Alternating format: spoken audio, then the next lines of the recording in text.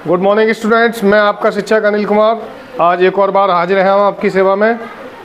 उम्मीद है आप हमारी वीडियो से पढ़ रहे हैं और शिक्षा प्राप्त कर रहे हैं।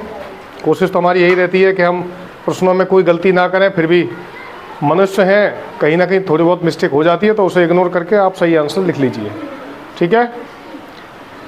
कमेंट बॉक्स में बच्चे कमेंट कम कर रहे हैं, अच्छा बुरा, बुराई अच्छाई जो भी तुम्हारी समझ में आता है उसको ज़रूर लिखें कि मैं कैसा पढ़ा रहा हूँ, कैसा नहीं पढ़ा रहा, और किस विषय पे वीडियो बनाने हैं, किस विषय पे नहीं बनाने। बच्चों, श्रेष्ठा स्कीम के लिए समय बहुत ही कम बचा है। आज 20 अप्रैल है, तो अगर छुट्टियां काट दें हम 20 अप्रैल के बाद आपका 11 मई का टेस्ट है, 11 मई। ठीक है, तो 11 मई का दिन तो काउंट होगा नहीं, और 20 का भी दिन आधा चला गया, तो 10 दिन ये लगभग और 10 दिन वो, 20 दिन बचे हैं, उसमें से कई छुट्टियां भी हो जाएंगी। तो आप पूरे तन मन धन के साथ रेगुलर कंटिन्यूस लग जाइए पढ़ने के लिए, और पूरी मेहनत से तैयारी करिए पूरे जोश के साथ। ठीक है। तो आज हम विज्ञान विषय में कोयला तथा पेट्रोलियम इस टॉपिक पर चर्चा करेंगे। इसमें संभावित जो भी प्रश्न बनते हैं छोटे छोटे, उनके बारे में आपको बताया जाएगा। पहला क्वेश्चन लिखेंगे, प्राकृतिक संसाधन क्या है?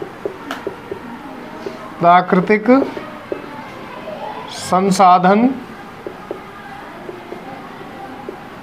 क्या है या कौन से हैं? ठीक है। देखो बच्चों, बोर्ड पे मैं कम ही लिखूंगा, आप आवाज़ को फॉलो करना, जो मैं बोल रहा हूँ उसको सुन के लिखना ज़्यादा अच्छा रहता है। बोर्ड पे जब भी लिखा जाएगा जब समझाया जाए। तो नेचुरल रिसोर्स जो होते हैं, प्राकृतिक संसाधन, वो एक तो सूर्य है हमारा जो लाखों करोड़ों वर्ष से अनवरत चमक रहा है, एक जल है, एक वायु है, और मुख्य रूप से यही 3 प्राकृतिक संसाधन है अगर देखा जाए तो। ठीक। अगला क्वेश्चन लिखेंगे,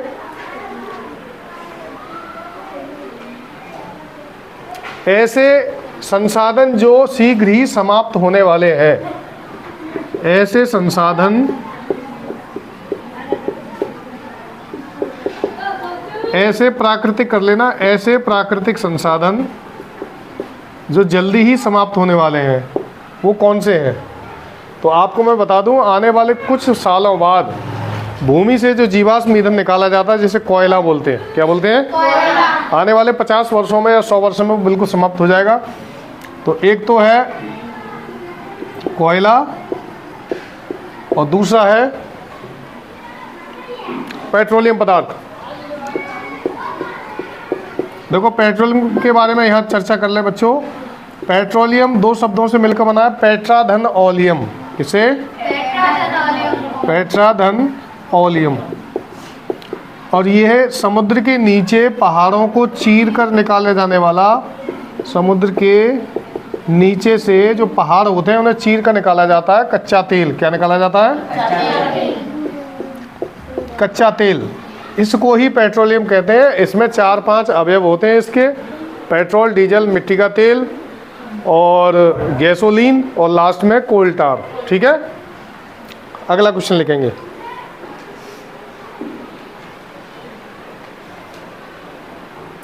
जीवाश्म ईंधन किसके अवशेषों से प्राप्त होता है? देखो, अभी बताया था आपको हमने, जीवाश्म ईंधन, ईंधन किसके अवशेषों से प्राप्त होता है?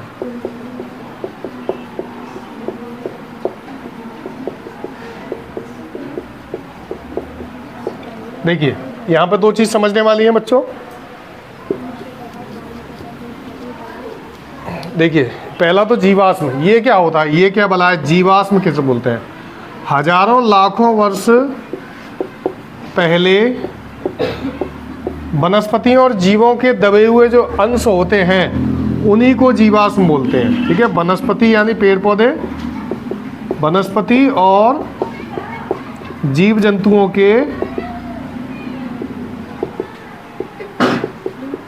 जो अंश होते हैं उन्हें जीवाश्म बोलते हैं। इस जीवाश्म ईंधन से ही कोयला बन जाता है, क्योंकि कोई भी चीज़ इस धरती पर मौजूद प्रत्येक वस्तु नष्ट होने के पश्चात काले रंग की कोयले का रूप ले लेती है। ठीक है। हम कुछ अगर किसी भी चीज़ को भस्म करें तो वो काली हो जाती है। तो पृथ्वी की प्रत्येक वस्तु में कार्बन मौजूद है। क्या मौजूद है? कार्बन का प्रतीक क्या होता है? बोलिए, कार्बन का प्रतीक सी केवल, ठीक है।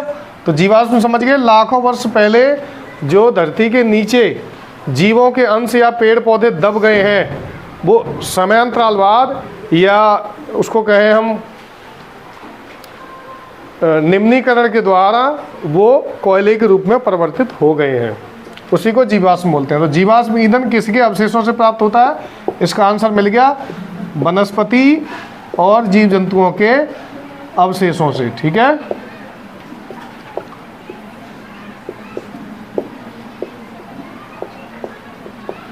क्लियर? अगला क्वेश्चन देखिए, इनमें से कौन सा पेट्रोलियम का अवयव नहीं है? देखो अभी हमने बताया पेट्रोलियम क्या है, कोई बच्चा बताए क्या? पेट्रोलियम क्या है? जितना भी याद हो बताओ। देखो समुद्र के नीचे जो पहाड़ होते हैं पानी के नीचे, उनको चीर कर जो तेल निकाला जाता है वही पेट्रोलियम ऑयल कहलाता है, ठीक है। वो पेट्रोलियम कच्चा तेल कहलाता है। और कच्चे तेल में इसको क्रूड ऑयल बोलते हैं बच्चों। क्या बोलते हैं? Crude oil. Crude oil, crude oil में 4-5 चीज़ें होती हैं। सबसे ऊपर होती है गैसोलीन, गैसोलीन के बाद पेट्रोल, पेट्रोल के बाद डीजल, और डीजल के बाद केरोसिन ऑयल, केरोसिन, और उसके बाद आता है कोल टार। क्या आता है? कोल टार। कोल टार जो डामर जिसे बोलते हैं, रोड बनाए जाते हैं उसके, ठीक है। ये सभी ज्वलनशील होते हैं। कैसे होते हैं? ज्वलनशील का मतलब क्या है? जो जल्दी आग पकड़ ले, ठीक है, या जलने में आसान हो और आग पकड़ लेता हो तेजी से। तो इसका आंसर है, इनमें से कौन सा पेट्रोलियम का अवयव नहीं है? तो ये चारों तो पेट्रोलियम के अवयव हैं। ये कोक जो है, कोक एक कोयले का प्रकार है जिसे कच्चा कोयला बोलते हैं, वो पेट्रोलियम नहीं है, ठीक है। अगला क्वेश्चन लिखेंगे, कार्बनीकरण प्रक्रिया से क्या बनता है? कार्बनीकरण,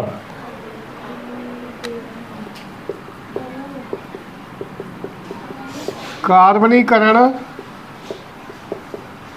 प्रक्रिया से क्या बनता है? तो इससे बनेगा कोयला। देखो अभी हम उसी टॉपिक के चारों ओर घूम रहे हैं बच्चों। अभी हमने बताया था कि जीवाश्म कैसे बने थे। लाखों वर्ष पहले वनस्पतियों और जीव जंतुओं के जो शरीर दब गए थे, उनका क्या हुआ था? कार्बनाइजेशन, यानी कार्बनीकरण, और उससे जो पदार्थ बना वो बना कोयला, ठीक है। कोयले के बारे में अभी चर्चा करेंगे आने वाले क्वेश्चन में, कोयला क्या होता है। अगला क्वेश्चन लगे, भारत में लिग्नाइट कोयले के भंडार कहाँ पर हैं? भारत में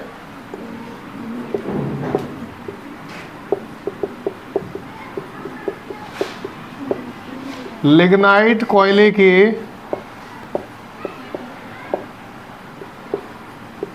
भंडार कहाँ है? ठीक है, तो ये है तमिलनाडु। कहाँ पे? तमिलनाडु। देखो एक एक क्वेश्चन को क्लियर करना जरूरी है। तमिलनाडु का मतलब होता है तमिलों की जमीन, ये है ना।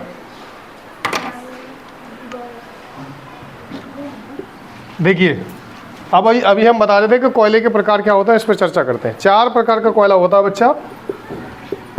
कोयले के 4 प्रकार होते हैं। सबसे अच्छा वाला कोयला एंथ्रासाइट। कौन सा? अब ये अच्छा क्यों है इसको समझ लीजिए। इसमें 85% कार्बन पाया जाता है।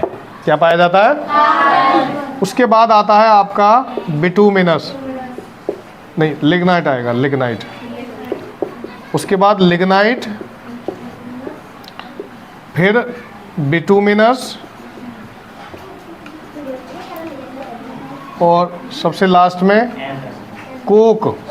एंथ्रासाइट तो ऊपर हो गया, ठीक है। तो ये कोयले के 4 प्रकार होते हैं। क्लियर है? तो क्वेश्चन में ये पूछा गया था कि लिग्नाइट जो है इसको भूरा कोयला भी कहते हैं। क्या कहते हैं? भूरा कोयला। कौन सा? इसको भूरा कोयला भी बोलते हैं। अब देखो भूरा, गांव में भूरा का मतलब होता है गोरा, जबकि भूरे का मतलब ब्राउन होता है। ब्राउन माने चॉकलेटी कलर का, कैसा? अगला लिखें, तमिलनाडु। समझ गए? अच्छा ये बताओ तमिलनाडु की राजधानी कौन सी है? Very good, Chennai. तमिलनाडु में एक महान व्यक्ति का जन्म हुआ था, क्या नाम है उनका? Very good, doctor Abdul Kalam. Doctor Abdul Kalam, ठीक है। और तमिलनाडु में ही एडम्स ब्रिज है, आदम का पुल। कौन सा? आदम का पुल। आदम का पुल जो है रामेश्वरम द्वीप से, तमिलनाडु को रामेश्वरम द्वीप से जोड़ता है, जिसे हम राम सेतु बोलते हैं। क्या बोलते हैं? राम सेतु। जैसा कि पुराणों में कहा गया है कि नील नल दो जो थे, राम सेतु। नील और नल जो थे इंजीनियर, उनका नाम था नील और नल, नल नील। उन्होंने राम जी का नाम लिखकर पत्थर पर पानी पे छोड़ा और वो पत्थर तैरने लगा और उसी पत्थर से पुल तैयार हो गया। वैज्ञानिक दृष्टि से अगर माना जाए तो उन पत्थरों के बीच में एयर वैक्यूल्स थे। क्या थे? हवा थी, हवा कैद थी। क्या कहती? हाँ, इस वजह से वो तैरने लगे। ठीक है, तमिलनाडु क्लियर। राजधानी चेन्नई, डॉक्टर कलाम का घर, और डॉक्टर कलाम को मिसाइल मैन भी क्या कहते हैं? क्या कहते हैं? मिसाइल मैन ऑफ इंडिया भी कहते हैं। बहुत महान व्यक्ति थे, तो हमारे ऊपर लग रहे हैं, कोई बात नहीं, दिखाई नहीं दे रहे। और चलिए अगला क्वेश्चन देखते हैं। बॉम्बे हाई किससे संबंधित है? बॉम्बे हाई किसी को पता है? बॉम्बे हाई या मुंबई हाई? देखो मुंबई का पुराना नाम है बॉम्बे। क्या है? अक्सर परीक्षा में क्वेश्चन आता है कि बॉम्बे हाई किस लिए प्रसिद्ध है? किस लिए प्रसिद्ध है? प्रत्येक जगह बच्चों हर किसी न किसी बात के लिए प्रसिद्ध होती है। तो बॉम्बे हाई में समुद्र के नीचे से कच्चा तेल निकाला जाता है। क्या कहते हैं इसे? Crude oil. Very good. तो ये पेट्रोलियम के लिए प्रसिद्ध है। किसके लिए? पेट्रोलियम क्या होता है बच्चों?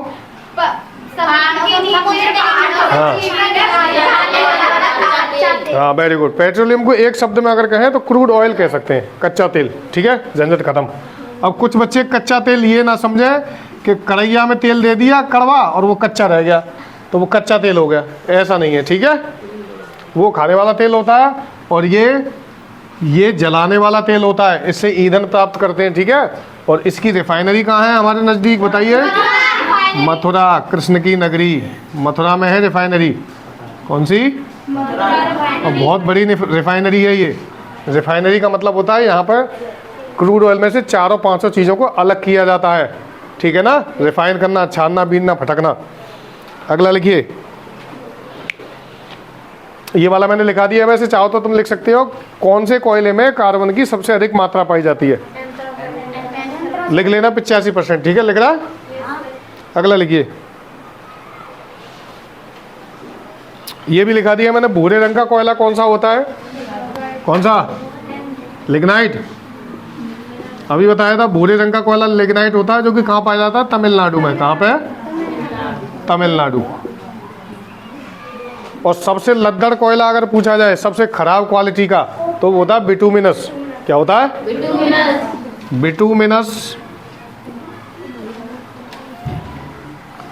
अच्छा एक बात बताओ बच्चों, जो कच्चा कोयला जलता है तो एक सफ़ेद रंग की गैस निकलती है, वाइट कलर का धुआं। आपने हलवाई की भट्टियों में देखा होगा, पत्थर वाला कोयला जब जलाते हैं तो उसमें से एक वाइट फ्यूम्स के साथ, सफ़ेद धुएं के साथ गैस निकलती है। वो कौन सी गैस होती है? बताइए। कार्बन मोनोऑक्साइड और कार्बन डाइऑक्साइड। ठीक है, कार्बन मोनोऑक्साइड बहुत जहरीली गैस होती है, इसीलिए अक्सर ये परीक्षा में क्वेश्चन आता है कि बंद कमरे में अंगीठी जलानी चाहिए या नहीं। मैंने तुम्हें पहले बताया है कि सर्दी के दिनों में अगर हम अंगीठी जलाते हैं, अंगीठी माने इतना बड़ा एक वो होती है अंगीठी जैसी, उसमें कोयला डाल लो और उसको अगर हम पूरे किवाड़ बंद कर लें तो उसमें से विषैली गैस निकलती है, CO, यही कार्बन मोनोऑक्साइड, और उससे श्वास नली जाम हो जाती है और इंसान सोते सोते ही मर जाता है। ठीक है, अगला देखें क्वेश्चन। हड्डियों के भंजक आसवन से क्या प्राप्त होता है?